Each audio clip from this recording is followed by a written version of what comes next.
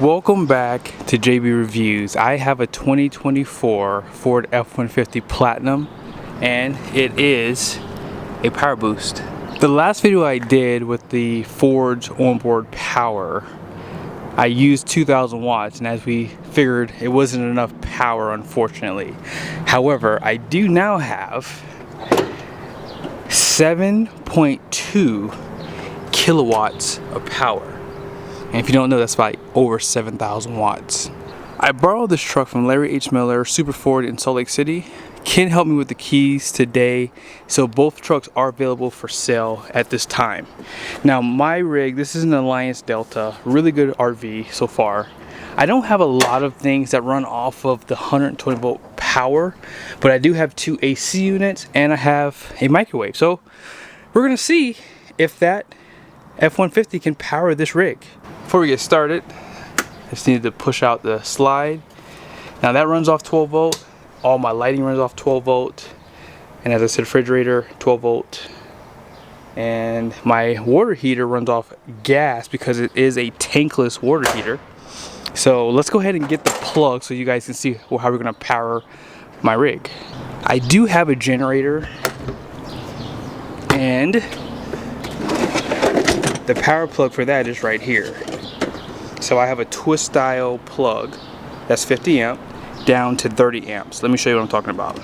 So here it is. So if you would like to power your RV, I'll put this in the description. So if you have a 50 amp twist style like this, show it to you really quickly. All this does is plops in here. Okay. And that's it. And then this is just 30 amp. Up next, you're gonna just plug in your extension cord. I believe this is only, I can't remember how long I got this, but it's just enough. So let me show you what you're gonna get to plug in here, because it's a very unique plug.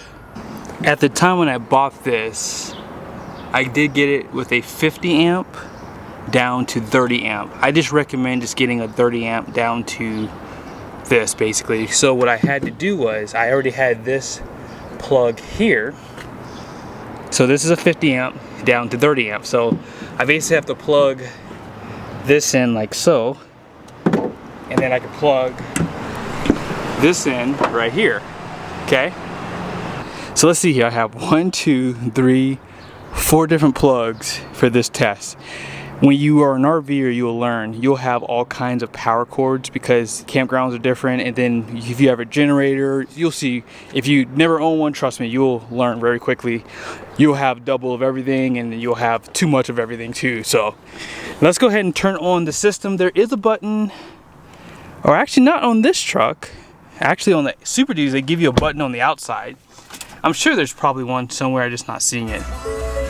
Ooh, don't want to get copyright strike. So, oh, here it is right here. It's right up here. So that button is for the Pro Power Onboard. If you go to features, you'll see Pro Power Onboard System. Now, few disclosures really quickly. You have 400 watts of power inside the truck, okay? So your 120 volt power plugs you have, those are only 400 watts. If you push this button here, this unlocks your basically 7,200 watts of power.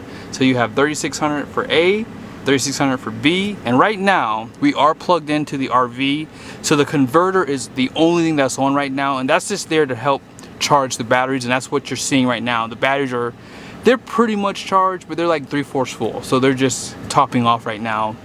And then let's go ahead and start the test. Let's go ahead and turn on an AC unit. Let's just go hard in the paint. Let's go crazy. So I'm gonna leave this camera inside of here, and then I'll use my phone camera to go into the RV so you guys can see what I'm doing inside there.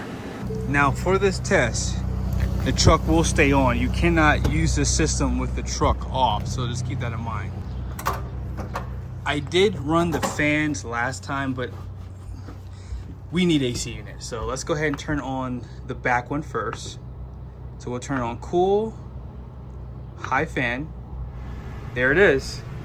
Now the question is, will it stay on?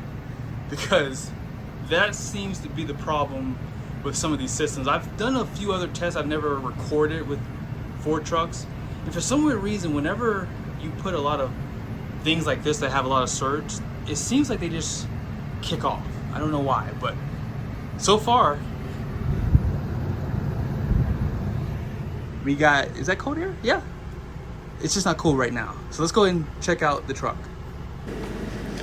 So there was a big surge just now that you guys saw when I was inside the RV, right? So that's that AC compressor kicking on, right? You can get soft starts for your RV. So if you don't have necessarily the 7,000 watts, if you just have the 2,000 watts, that soft start might help kick on a 13.5 BTU AC unit, but there's no promise, because sometimes, you know, you just can't get those systems to work, and I'm talking about the system for the trucks to work for that much power. So we're just at 1590. I wish that Ford Super Duty worked, but you know, I don't have enough gauge of wire for that to really matter. So yeah, you can run an AC off your PowerBoost. That is so awesome. I'm super ready to buy a half ton now. Just kidding. So here comes the really big deal. 2 AC units. Can you run 2 AC units off of a PowerBoost truck? Here we go. I'm 50-50 this is gonna work. AC is cold though. AC is cold.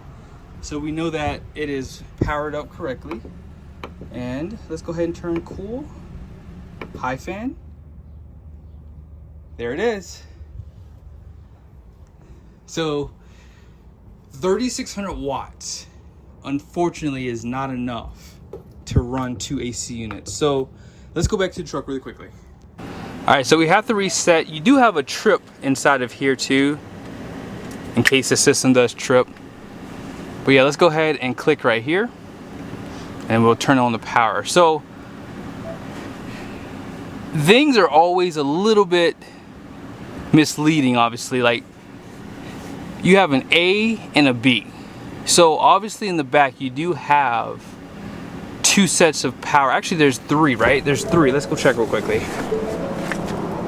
In the back you do have, oh yeah, you have an A and a B. So this here, let's go ahead and unplug it real quickly.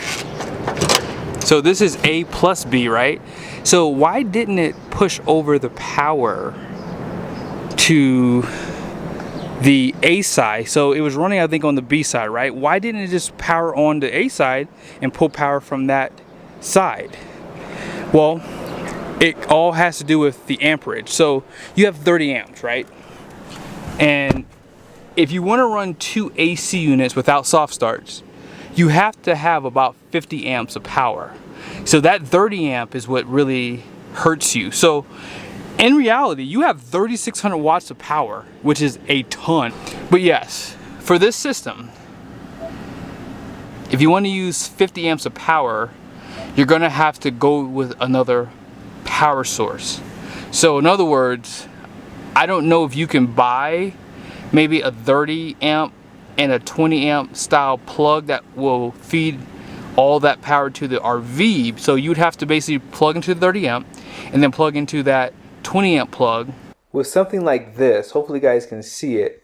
So this is a 50 amp down to a 30 and 20 amp. So if you want to run your entire RV, you would have to buy something like this to plug into, so that way you can use the A and the B side. So here's the last test. I'm going to take this water, put it in the microwave, and we're going to see how the system works. Okay, let's go. The AC is on, as you guys saw in the truck. That's where that power is coming from, obviously, and a little bit of that's going to be the converter. So let's just go 1 minute. Start. That's good. You guys probably can see that the truck is still putting out power. Okay. Now if I were to turn on a television, this one takes forever to turn on. It doesn't really matter. These don't use that much power anyways. But you guys see, right? You literally have an air conditioner running, and you can run the microwave, which takes a lot of power, as you guys just saw. But when it really comes down to it, you can't run 2 AC units off of 30 amps. You just can't. I would say that, I mean, I don't know this to be true, but maybe 2 AC units could potentially be like 15 amps per, right? And that's why it tripped, because it surged over to turn on that AC compressor. But I hope you guys liked the video. I find these types of videos fun because, you know, it's 104 degrees outside and I'm under a bridge, so I get to kind of stay out of the sun and do some videos like this. And I figured, since I have my RV here and I have a Super Duty and I have a half ton, I guess the next video I can do, I could show you guys, where's it at? Does this truck not have it? Maybe it's under settings. I thought that all the Platinums had the Pro or the onboard scales. That's what I'm looking for. But this truck doesn't have them. So I guess I have to go find a truck with them so I can show it to you guys. So in the next video, if I can't find a half ton, well, we do know that Super Duty has the scales, and I can show you guys how that system works with the hitch weight on my RV. See you guys soon.